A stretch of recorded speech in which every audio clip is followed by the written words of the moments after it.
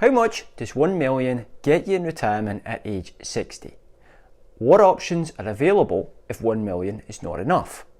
And stick around for a real surprise towards the end as we show how even the most minor adjustment can make your money last longer. It could be a complete game changer for your retirement plan. Hello and welcome back to the channel. It's your favourite Scotsman here again, and am I ever excited about today's video. Now, once you've saved $1 million in your portfolio and you're over the age of 60, you really start to seriously think about retirement. However, these nice round numbers don't guarantee you're quite ready to retire just yet.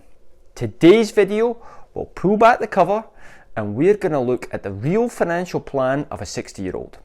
She came to us with $1 million asking, can I retire?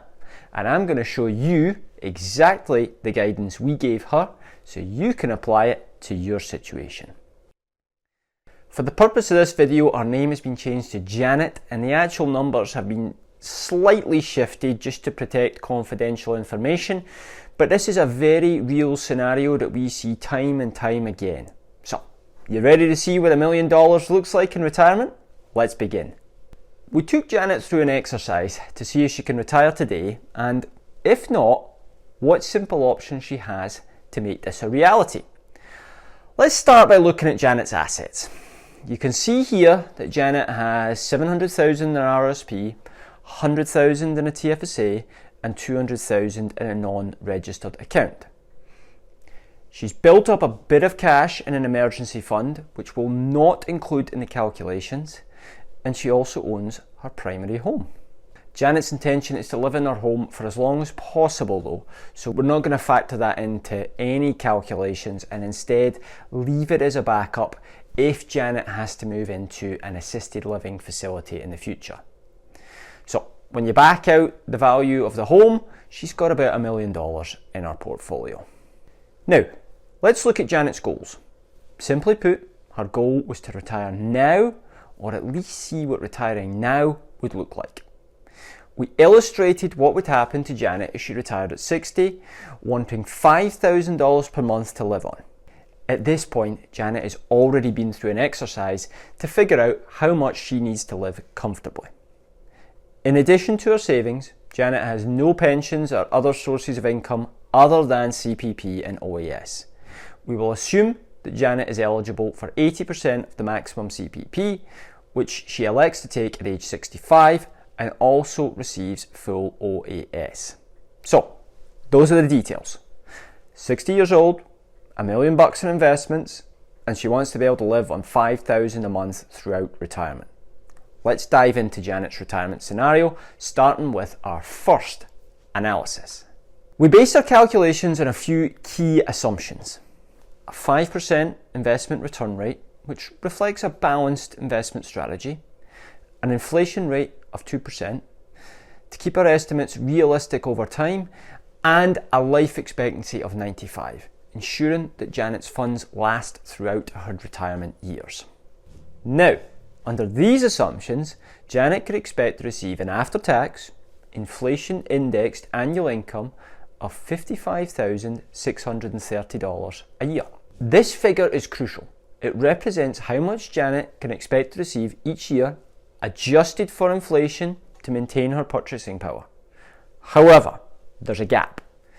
Janet aimed for an annual income of $60,000 to cover her desired lifestyle, which leaves us with an annual shortfall of about $4,500. What does this shortfall mean for Janet's retirement plan? Let's have a look here at how adjustments to our strategy can help bridge the gap. Quick break here. I won't bore you with a sales pitch. You know what to do. Okay, back to it. Understanding how retirement spending evolves is critical.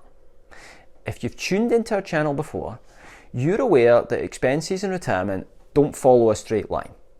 Let's apply this knowledge to Janet's situation, considering the typical phases of retirement spending: the go-go, slow-go, and no-go years.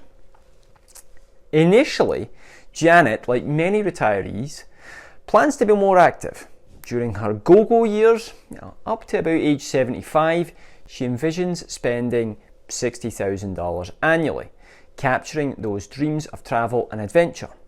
However, as she transitions into those slow-go years from 76 to 85, we anticipate a slight decrease in her spending to $55,000 a year, reflecting a naturally reduced pace of activity. Finally, as she enters the no-go years from age 86 onwards, her budget adjusts to about $50,000 annually, accounting for further slowdown in expenditures. The impact? Still not ideal, as Janet runs out of money at age 92. Now, some of you may be looking at that and thinking, that's okay. I'm comfortable running out of money at age 92, and that's fine. Now, if you have a house or a condo that you plan to keep throughout retirement, then perhaps that becomes your retirement income plan at that age. Janet wanted a wee bit more security though. She wanted to make sure the money lasted until she was 95, and then she would tap into the equity in her home if need be.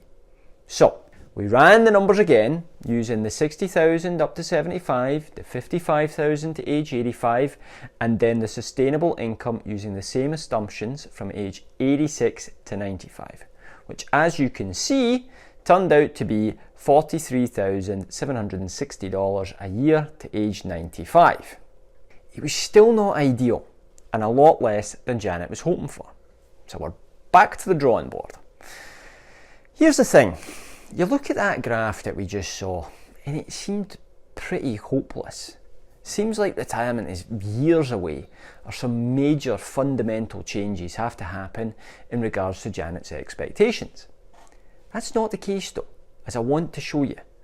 The point I want to convey in this video is that oftentimes seemingly little changes have a profound impact on the sustainability of your plan over the course of your retirement.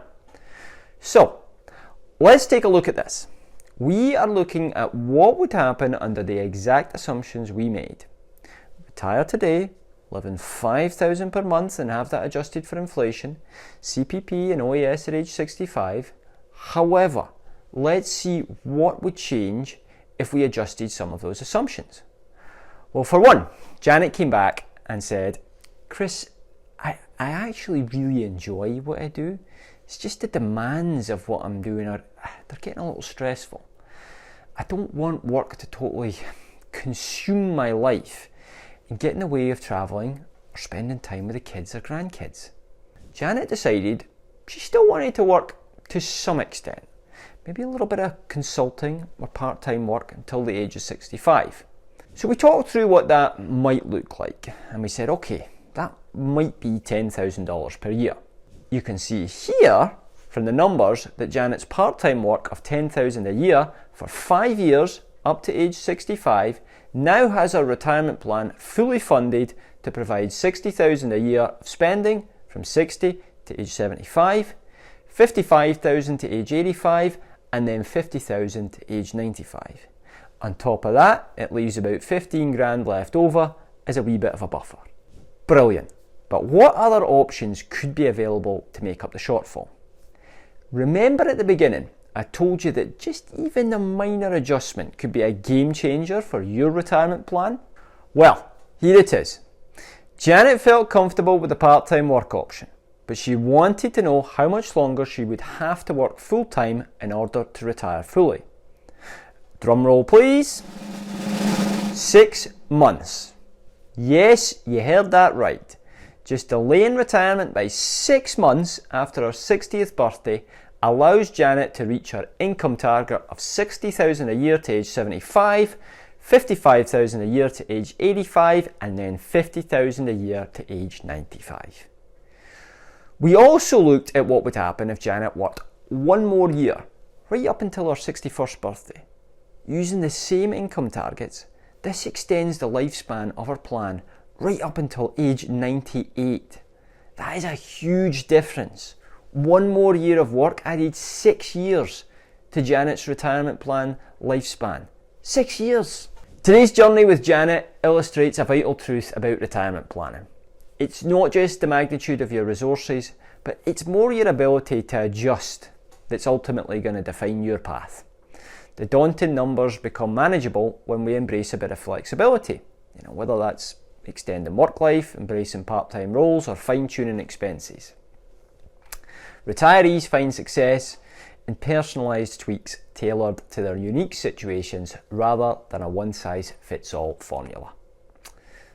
We hope this exploration has illuminated how seemingly minor changes can significantly shift your retirement outlook. If you've ever doubted your readiness for retirement, let Janet's story inspire you to reconsider what's possible with a few adjustments. If you've enjoyed today's video and haven't already done so, don't forget to subscribe to our channel, share your thoughts and experiences in the comments below, and if you're pondering what might be the right time to retire, stay tuned for our upcoming video on 5 signs you might be more prepared than you think. Until next time, and remember, a good financial planner understands your goals, but a great one understands the motivations behind them.